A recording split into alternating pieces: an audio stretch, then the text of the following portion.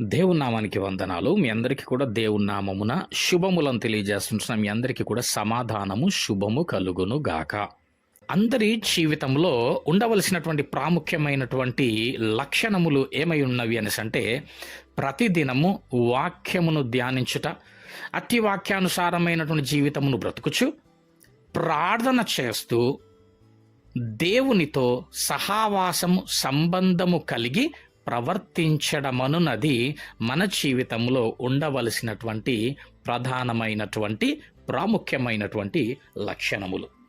ఎందుకు అనేసి అంటే, మనము అనుభవిస్తున్న సమస్తము కూడా కేవలము దేవుని మూలముగానే.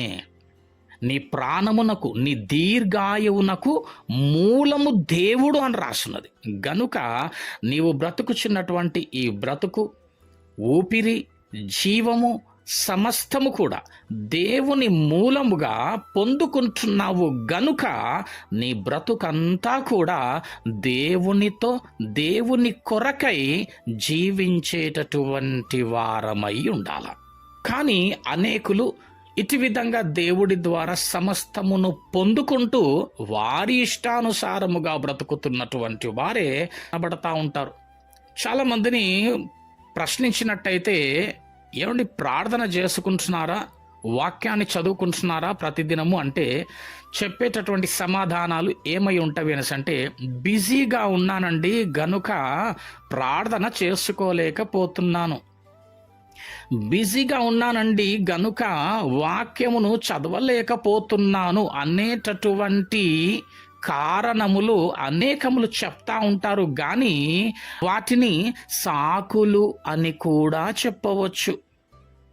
ఏమండి, చూద్దాం ఒకసారి. ఇక్కడ 72వ కీర్తనలో సొలొమోను గారు రాసిన ఈ కీర్తనను ఒకసారి మొదటి వచనమును మనము జ్ఞాపకం చేసుకుందాం. దేవా, రాజునకు నీ న్యాయ విధులను, రాజకుమారునికి నీ నీతిని తెలియజేయుము. ప్రియమైనటువంటి వారలారా, సొలొమోనుకు దేవుడు ప్రత్యక్షమై నీకేం కావాలో కోరుకోమంటే ఆయన కోరుకున్నటువంటిది ఏంటి అనేసి అంటే, ప్రభువా, నాకు నీ ప్రజలైన ఇశ్రాయేలీయులను పరిపాలించుటకు జ్ఞానమును నాకు అనుగ్రహించు ప్రభువా అని జ్ఞానమును కోరుకున్నటువంటి వాడై ఉన్నాడండి. ఇక్కడ ఈ మొదటి వచనంలో కూడా చేస్తున్న ప్రార్థన ఏంటి అనేసి అంటే, దేవుడికి, దేవా, రాజునకు నీ న్యాయ విధులను, రాజకుమారునికి నీ నీతిని తెలియజేయుము. ఒకవేళ మనము గనక సొలొమోను గారి స్థాయిలో గనక ఉంటే ఏమి కోరుకునేటటువంటి వారము? ఈ స్థాయి ఉంటే చాలండి, ఏమీ అవసరము లేదని ఇష్టానుసారంగా బ్రతికేటటువంటి వారం. కానీ సొలొమోను గారు ఏం కోరుకుంటా ఉన్నాడంట? జ్ఞానమునియ్యు ప్రభువా, నీ న్యాయ విధులను నాకు తెలియజేయు ప్రభువా, నీతిని తెలియజేయు ప్రభువా. మన యొక్క ఆత్మీయ జీవితాలు ఎంతవరకు ఉన్నాయి అనేసంటే, పాటలు పాడడం మట్టుకే. ఏమండి, నీవుంటే నాకు చాలు యేసయ్యా, అవునా, నీ వెంటే నేను ఉంటానేసయ్యా అనేటటువంటి ఆ పాటల మట్టుకే కానీ ప్రవర్తన మట్టుకొస్తే మాత్రము నా ఇష్టము, నా జీవితము, నా బ్రతుకు, నా ఇష్టం అంటూ ఇష్టానుసారంగా బ్రతికేటటువంటి బ్రతుకులే.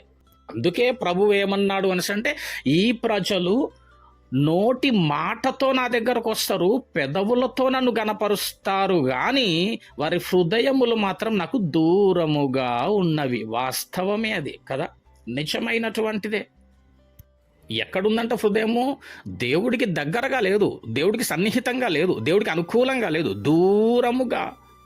ఏమండి, ఈ లోకమంతా మనసు, ఈ లోకం పైనే మనసు పెట్టుకొని ఉంటాం. లోక సంబంధితమైనటువంటి వాటిపైన మనసు పెడుతూ దేవుడి దగ్గరికి మాత్రం కేవలం మాటలతో పోతాం, పెదవులతో గణపరచడానికి పోతాం. స్తోత్రం స్తోత్రం స్తోత్రం ప్రభు అని. ఈ రోజు నేను ఇది చేస్తాను ప్రభా, ఇప్పటి నుంచి నేను ఈ విధంగా ఉంటాను ప్రభా, అట్లా చెయ్యను ప్రభా, ఇట్లా చూడను ప్రభా అని కేవలం పెదవులతో దేవునికి చెబుతూ ఆయనను గణపరుస్తూ మాటతోని పోతామంట. కానీ హృదయం అంట ఎక్కడో ఉంటుందంట. ఏమండి, కానీ ఇక్కడ సొలొమోను గారు అడుగుతున్నారు, నీ న్యాయ విధులను నాకు తెలియజేయు ప్రభువా, నీ నీతిని నాకు తెలియజేయు. ఏమండి ఈయనది ఎంత అనుకూలమైనటువంటి, దేవుడికి ఎంత అనుకూలమైనటువంటి ఆలోచనలండి.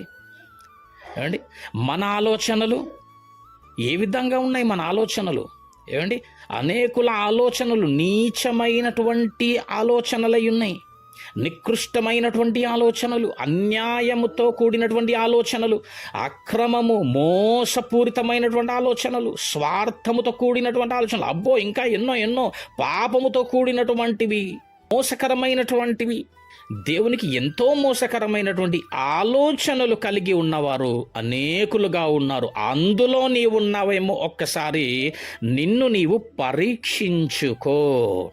దేవుడు కలుగజేసిన సమస్తమును నీవు పొందుకుంటూ, అనుభవిస్తూ, బ్రతుకుతూ, జీవముతో ఉంటూ నీ ఇష్టానుసారముగా ఒకవేళ బ్రతుకుతున్నావేమో, ప్రార్థన లేనటువంటి జీవితం కలిగి ఉన్నావేమో, వాక్యము లేనటువంటి జీవితం ఒకవేళ కలిగి ఉన్నావేమో, అటు విధంగా కాకుండా ఇదిగో ఈ మొదటి వచనములో సొలొమోను గారు దేవుణ్ణి ప్రార్థన చేస్తున్న ఈ ప్రార్థన ప్రకారముగా నీవు అడగవలసినది ఏంటంటే, ప్రభువా నీ న్యాయ విధులను, నీ నీతిని నాకు తెలియచేయుమని ప్రార్థన చేస్తూ దేవునికి అనుకూలమైనటువంటి జీవితములను జీవించబద్దులమై ఉన్నాం. ఇట్లాగా నీ ఇష్టానుసారమైనటువంటి, ఎవరి ఇష్టానుసారమైనటువంటి బ్రతుకులు వారు జీవిస్తూ, ఒకవేళ వారి యొక్క జీవితంలో ఏదైనా అననుకూలమైనటువంటిది ఒకవేళ జరిగినదనుకోండి, అనుకూలమైనటువంటిది ఒకవేళ వారి జీవితాల్లో ఏదైనా జరగకపోతే మళ్ళీ దేవుణ్ణి దోషిగా పెడతావు. అక్కడ ఏం చేస్తారంటే వాళ్ళు మళ్ళీ దేవుణ్ణే దోషిగా పెడతారు. అక్కడ ఏంటి దోషిగా నిలబెడతారు ఆయన్ని. ఎందుకు ప్రభువా కదా, ఎందుకు చెయ్యలేదు ప్రభు, ఇది ఎందుకు ఇవ్వలేదు ప్రభు, ఇది ఇవ్వు ప్రభు, అది చెయ్యు ప్రభు, దేవుడికి చేస్తే బాగుండు, దేవుడు ఎందుకు చెయ్యడం లేదు అనేటటువంటి ప్రశ్నల చేత దేవుణ్ణి దోషిగా నిలబెడుతున్నటువంటి వారు చాలామంది ఉన్నారు. ఇట్లాగా దేవుడి ద్వారా సమస్తమును అనుభవిస్తున్నటువంటి నీవు ఒకవేళ దేవునికి అననుకూలమైనటువంటి జీవితం, పాపముతో కూడినటువంటి జీవితము గనక ఒకవేళ జీవిస్తున్నావా, ఈ యొక్క సమయమందు నిన్ను పరీక్షించుకొని అనుకూలమైన ప్రవర్తనలు కలిగి ఉండాల. చూడండి, కీర్తన 4వ అధ్యాయం 4వ వచనంలో ఉంది, భయము నొంది పాపము చేయకుడి. ఏం చేయాలంట? పాపం చేయొద్దంటే ఏం చేయాలంట? భయం ఉండాలంట. ఎక్కడ ఉండాలి భయము? దేవుడి భయం ఉండాలి. మనుషుల్లో చూస్తే అసలు ఎవరి భయం లేదండి, వారికి ఎవరి భయం ఉండదు. దేవుని యందు భయం ఉంటేనంట ఆ భయము పాపము చేయనివ్వదంట. పాపము చేస్తున్నావు అనేసి అంటే నీకు దేవుడి భయము లేదు. దేవుడి భయం ఉండాలంటే ఏం చేయాలా? వాక్యం ఉండాలా. ఏమంటే అసలు వాక్యం ఎక్కడ ఉండాలా? బీరువాలో కాదు వాక్యం ఉండాల్సింది. ఏమండి షెల్ఫ్లో కాదు వాక్యం ఉండాల్సింది. నువ్వు పడుకునేటటువంటి ఆ మెత్త పక్కన, నీ తల ప్రక్కన కాదు వాక్యం ఉండాల్సింది. వాక్యము ఉండవలసిన స్థలము నీ హృదయములో. ఎప్పుడైతే నీ హృదయంలో వాక్యం ఉంటుందో నీకు దేవుడి యందు భయం ఉంటుంది. ఆ భయము వలన నీవు పాపము చేయనిష్టపడవు. దేవునికి స్తోత్రములు. ఏమండి ఇక్కడ దేవుని న్యాయ విధులు అంటే దేవుడు మనకు తెలియజేసినటువంటి ఆజ్ఞలు. నీతి అనేసి అంటే వాక్యానుసారమైన ప్రవర్తన దేవుని నీతి. ఇదే నాకు తెలియచేయు ప్రభువా, నాకు నేర్పించు ప్రభువా అని సొలొమోను గారు దేవుణ్ణి ప్రార్థన చేస్తున్నారు. నీ ప్రార్థన కూడా ఇట్టి ప్రార్థన అయి ఉండాలి. ప్రభువా నీ ఆజ్ఞలను నాకు తెలియచేయి. ఏమి చెయ్యాలో, ఏమి చెయ్యకూడదో, ఎటు వెళ్ళాలో, ఎటు వెళ్ళకూడదో, నేను ఏ విధంగా బ్రతకాలో నాకు నేర్పించు ప్రభువా. నీ న్యాయ విధిని నాకు నేర్పించు ప్రభువా అని నీ అనుదిన ప్రార్థన అయి ఉండాలా. అదేవిధంగా దేవుని నీతిని కోరుకోవాలంటే వాక్యానుసారమైనటువంటి ప్రవర్తన కలిగి ప్రవర్తించుటకు, బ్రతుకుటకు నీవు ఇష్టపడి ఉండాల. దేవుడు తన న్యాయ విధులను, తన యొక్క నీతిని మనకు తెలియచేయునుగాక. అట్టి మార్గమందు దేవుడు మనల్ని నడిపించునుగాక, మనము నడుతుముగాక.